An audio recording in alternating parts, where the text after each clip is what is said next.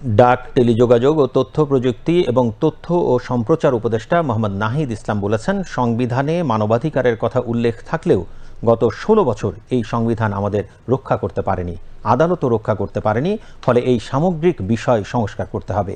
বৈষম্য বিরোধী ছাত্র আন্দোলনে নিহত নর্দার্ন বিশ্ববিদ্যালয়ের ইংরেজি বিভাগের শিক্ষার্থী শহীদ আসিফ হাসানের স্মরণে আজ বিশ্ববিদ্যালয় ক্যাম্পাসে স্মৃতিফলক উন্মোচন ও তাঁর আত্মার মাগফিরাত কামনায় দোয়া অনুষ্ঠানে তিনি কথা বলেন।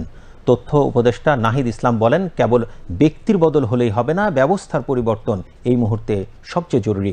তিনি বলেন, বিগত সময়ে দুর্নীতির কারণে সড়কের বেহাল দশা হয়েছে। পদ্মা সেতু, মেট্রো রেলকে প্রতীকী হিসেবে দেখিয়ে উন্নয়নকে কুলুষিত করা হয়েছে। আমাদের প্রশাসন, আমাদের সংবিধান, আমাদের আদালত, এই সব কিছুর ভিতর দিয়ে গত 16টা বছর কিন্তু বাংলাদেশ চলেছে এবং সকল নিপীড়ন চলেছে। আমাদের এই সংবিধান কিন্তু আমাদের মানবাধিকার রক্ষা করতে পারে নাই।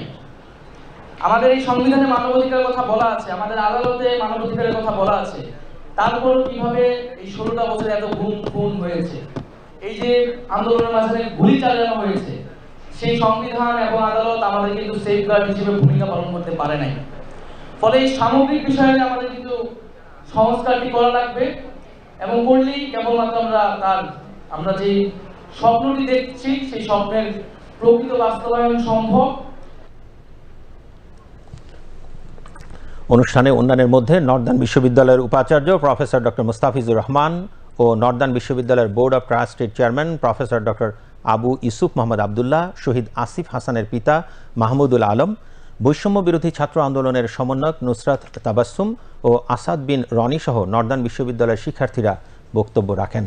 পরে নর্দার্ন বিশ্ববিদ্যালয় প্রাঙ্গণে শহীদ আসিফ হাসানের স্মরণে ও শ্রদ্ধায় স্মৃতিফলক উন্মোচন করেন ডাক, টেলিযোগাযোগ ও তথ্য প্রযুক্তি এবং তথ্য ও সম্প্রচার উপদেষ্টা মোহাম্মদ নাহিদ ইসলাম। এ সময় শহীদ আসিফ হাসান সহ বৈষম্য বিরোধী ছাত্র আন্দোলনে নিহত সকল শহীদের আত্মার মাগফিরাত কামনা করে দোয়া ও মোনাজাত করা হয়।